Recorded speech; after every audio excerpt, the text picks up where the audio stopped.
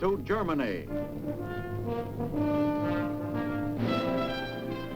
From Alaska to Puerto Rico. All over the world, the United States Army is on the alert to defend our country, you, the American people, against aggression.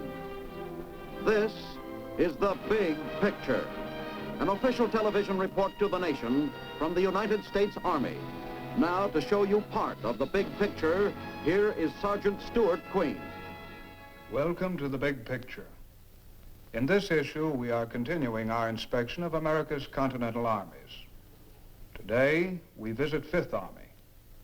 It's the largest in area, taking in 13 states and containing many kinds of activities. How long can a man stand the cold at the top of a snow-capped mountain? What is the best kind of leather for a soldier's shoes? What kind of special training would a man receive as a member of an aggressor force? Lieutenant John Mortimer will be our escort as we discover the answers in a tour of Fifth Army. This is Lieutenant John Mortimer. Our big picture camera is on its way to headquarters of Fifth Army as we begin a tour of highlights of its installations and activities. We swing off Hyde Park Boulevard to head for the command post that controls the largest of our Continental Armies. The big picture camera would like to visit with the general. Where can we locate him? General Keene's in his office now, holding a briefing for the incoming officers of Fifth Army area. You can so make it if you hurry. We are shown the way to the office of the commanding general of Fifth Army, Lieutenant General William B. Keene, and arrive in time to hear his briefing. Good morning, gentlemen. The Fifth Army was the most international army that fought in Europe during World War II. General Mark Clark was in command during most of its campaigns. At that time, it consisted of 7 corps and 27 divisions, with troops of 5 other nations included in its order of battle. After the war, Fifth Army was reactivated here in Chicago. The Fifth Army area, as you can see by this map, includes 13 states, from Michigan and Indiana to Colorado and Wyoming, from North Dakota to include Kansas and Missouri. Within this area, there are more than 3,000 miles of lake coastline and over 2,000 miles of Canadian border. All told, the Fifth Army area comprises 30% of the United States, with approximately 25% of the nation's population. Just the Army installations alone total over 500,000 acres of land. Command of tactical type troops and installations, supervision of all civilian component programs, and logistical support to all Army units and facilities in this vast area is our mission, the function of Fifth Army headquarters. Within the Fifth Army area, there are over 1,000 military installations where you can find some of the most highly specialized training programs in the Army. As a matter of fact, I am due at Fort Sheridan in a few minutes to inspect one of our interesting training programs. You're welcome to join me if you like.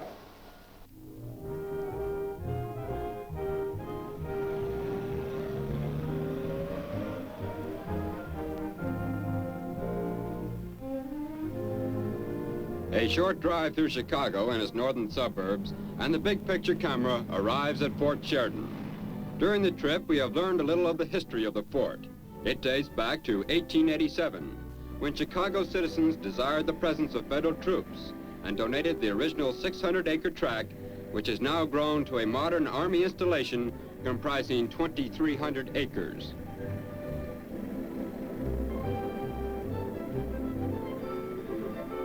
The tower has stood as a symbol of strength to the many units that have passed beneath its shadow.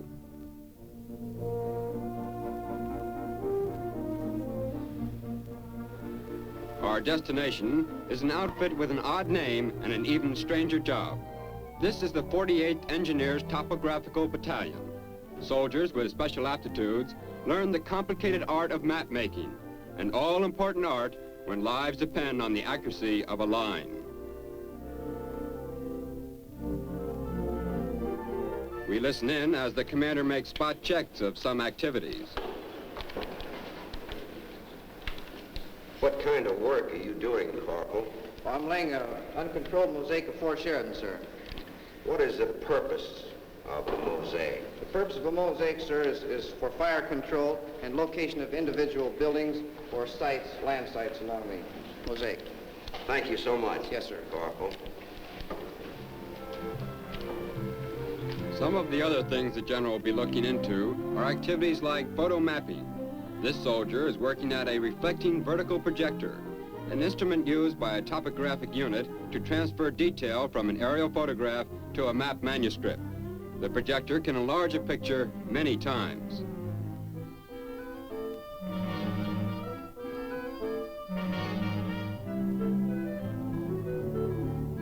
Another interesting instrument is the topographic stereo plotter, a device for examining and measuring contours. This precision instrument can translate a photograph or map into 3 dimensions. It's all done with mirrors, and the final result will show up as a map with another dimension added.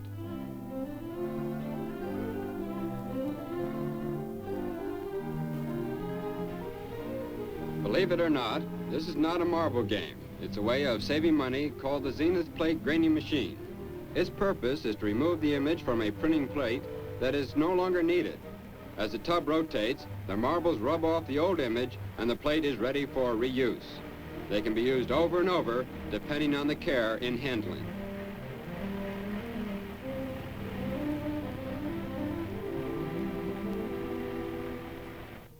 General Keene's inspection takes him to many parts of the post, where many of the units are at work in the field. This soldier is working on an interesting problem. He's part of a survey platoon, which is seeking to determine exact location on the Earth's surface.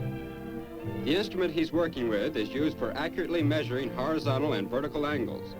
Searching questions produce information about the training progress of these units firsthand.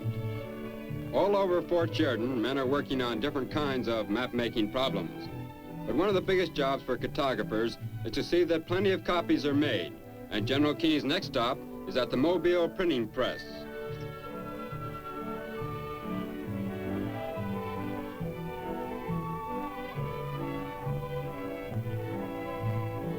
Now in operation is a Webendorfer Big Chief offset press. It's capable of printing medium-sized maps at the rate of 4,500 an hour. This type of press is best suited to the special needs of the Army because of its compact structure, a feature which makes it possible to be placed in a truck for better mobility. Map making is just one of the many specialized and essential jobs handled by 5th Army personnel. Leaving General Keene to his inspection of Fort Sheridan, the big picture camera travels to another part of the nation's second largest city, to a place that performs an important function: supplies for the best equipped soldiers in the world. We're visiting the Chicago Quartermaster Depot, but we'll bypass the routine part of this vast operation and concentrate on the Food and Container Institute. Here, scientists and food technicians are constantly testing and improving the ingredients that go into every type of soldiers' rations. We are in time to see a freshly baked batch of test bread come out of the ovens. There are many kinds tested here, different formulas for different purposes, all dependent upon the conditions to be met in the field. I'm curious to sample one of these new special recipes, and the technician obliges by cutting a slice for me.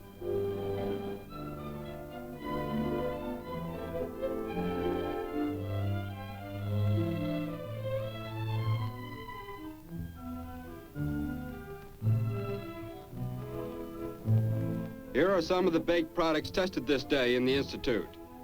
White bread, chocolate nut roll, pecan roll, pound cake, fruit cake, orange nut roll, and crackers. Packaging sea rations takes place in another part of the vast plant of the quartermaster depot.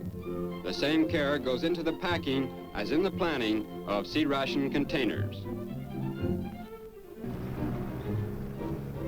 Before leaving Chicago for the next spot in our itinerary, we stop off to visit one of the many anti-aircraft units located around the city.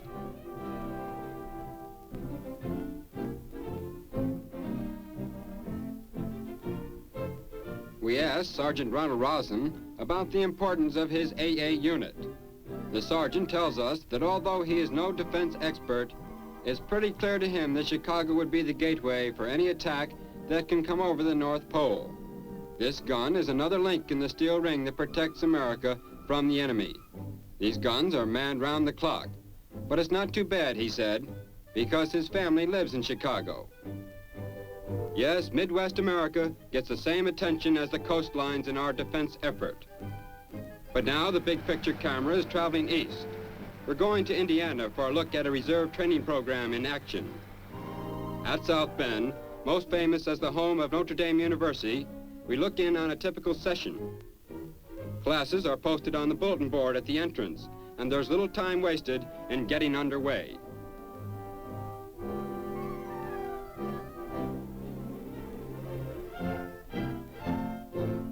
Because of its vast area and great population centers, Fifth Army has the largest reserve program in the country. Attendance is high, as these veterans meet twice a month to keep their military skills fresh, in case America should ever need their services again. Officers work at solving many kinds of problems. Field tactics and executive functions are constantly studied. But it's not all theory, there's plenty of practice.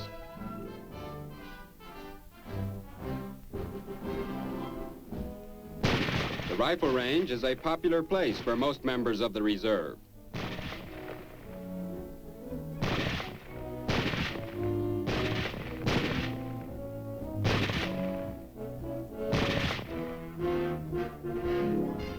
The various classes get together to work out a coordinated problem. In many cases, these are situations which will be dealt with during their annual 2-week summer encampment. It's reserve units like this one at South Bend that provide the reservoir of citizens who are ready to serve their country in the event of a national emergency. But there's plenty more to see in Fifth Army, and once more the big picture camera is on its way, this time to Fort Benjamin Harrison. This post is the home of the Army's Finance Corps, and the newly constructed Finance Center is the nerve center for allotments and pay.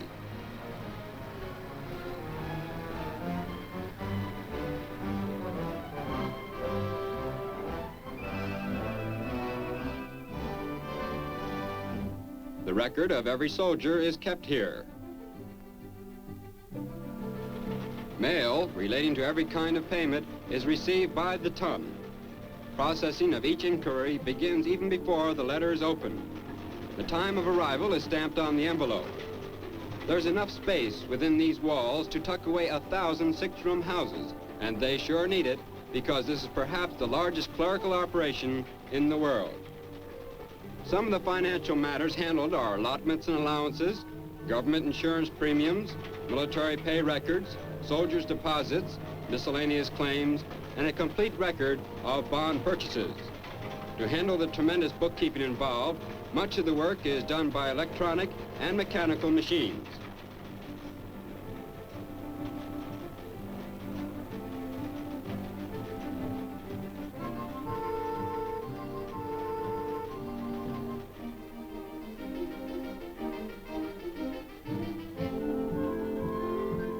We are entering a closely guarded room that should be of interest to anyone who has ever received a payment from the Army. This section is the final step before a check is mailed. High-speed machines accurately handle the physical task of getting checks into an envelope, wetting the flap, and sealing.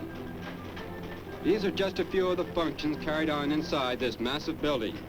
Many of the personnel who work here are graduates of the Army Finance School. But there's still plenty left to visit in the Fifth Army, and next stop for the big picture camera is the state of Kansas. Fort Riley, one of the most famous Army posts in American history. Many and famous are the men who have passed this way. Kit Carson, Buffalo Bill, Wild Bill Hickok, and General George A. Custer lived in these limestone buildings.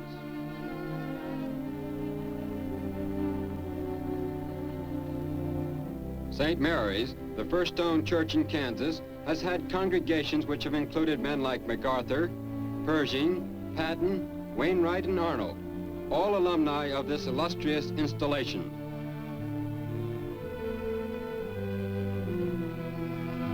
Today, modern soldiers can see evidence of a great moment in the history of the service in the monument to the cavalrymen who fought at the Battle of Wounded Knee. Once named the cradle of the cavalry because of the school located here, Fort Riley today is proud of the 10th Infantry Division, and we're on our way to Camp Funston to watch them train. Although training in general is geared to modern warfare, no one has ever devised a substitute for top physical condition, and men of the 10th Infantry are constantly training to keep at the peak of readiness. Every obstacle in this carefully designed course is for toughening another set of muscles or increasing a soldier's agility. The 10th Division is one of the 2 basic training divisions in 5th Army area and one of the 10 divisions with that mission in the United States.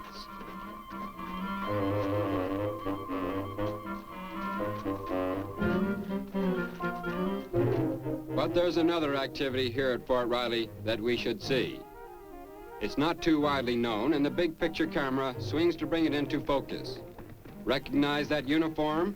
I guess not. But it's not an invasion, just American soldiers acting as forces of an imaginary nation which is called the Aggressor Cadre. It was formed immediately following World War II when the Army recognized the need of injecting realism into field maneuvers. Let's find out more about it. I am Lieutenant Carl Fugelsad, Company Commander of Company D, 47th Army Engineer Camouflage Battalion. As members of the Aggressor Cadre, we provide a realistic enemy for United States troops to maneuver against, and further, we instill awareness in our troops that any future enemy of the United States will have a different uniform, a different insignia, and have an entirely different tactical doctrine.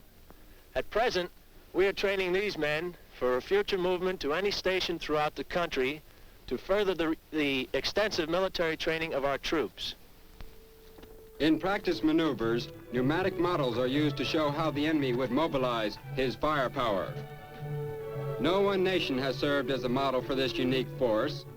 It's a composite of many elements of foreign forces and is constantly changing in tactical doctrine. Complete with a fictitious history, philosophy, language, and customs, the Aggressor Cadre is a helpful aid to all field commanders during maneuvers.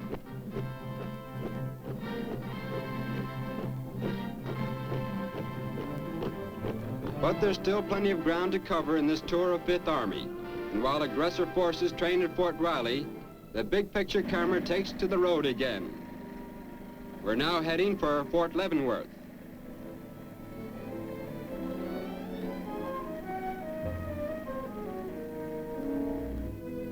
That station wagon, arriving at Fort Leavenworth at the same time as we, is bringing a student to one of the most unique colleges in the nation, the Command and General Staff College.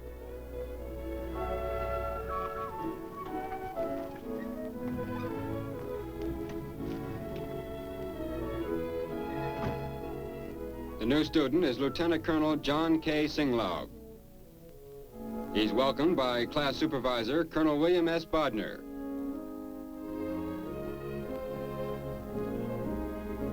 And before signing in, he introduces Colonel Bodner to his family. They'll live here with the new pupil during his course of study. There have been great changes in Fort Leavenworth since those early days when the Santa Fe Trail ran through here. And in 1926, Otis Hall was the home of a student who was destined to become President of the United States, Dwight D. Eisenhower. But things have changed since those times, and the Singlaub family will live in a modern ranch house during the colonel's stay at this post. For his wife Mary and the children Elizabeth and John, there will be plenty of activity too. Recreation centers and schools will keep them busy. As for the colonel, he'll be joining fellow officers not only from our own Army, but from the fighting forces of other nations in learning tactics on the highest level. The classroom we see now is part of what was once the largest in the world. It was broken up when found that instruction was more effective in smaller groups. The student body at the Command and General Staff School is comprised of more than 1,000 high-ranking officers. Graduates will be placed in key positions throughout our armed forces. But once again, it's time to move on.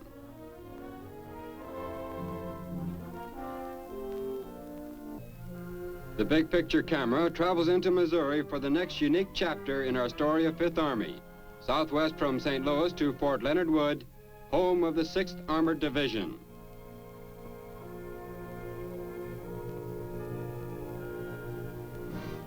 The sports program here is one of the best, a source of pride for our 5th Army.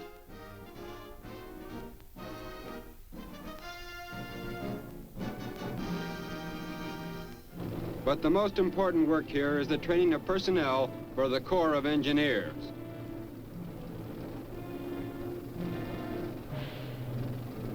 Training is given in the operation of all types of heavy equipment. But we've a long jump to make for our next stop, across the wheat fields of Kansas into the Rocky Mountains of Colorado. Our destination, Camp Carson. The sign gives a clue, but it's the sound of dogs barking that spells out one of the principal activities at this post.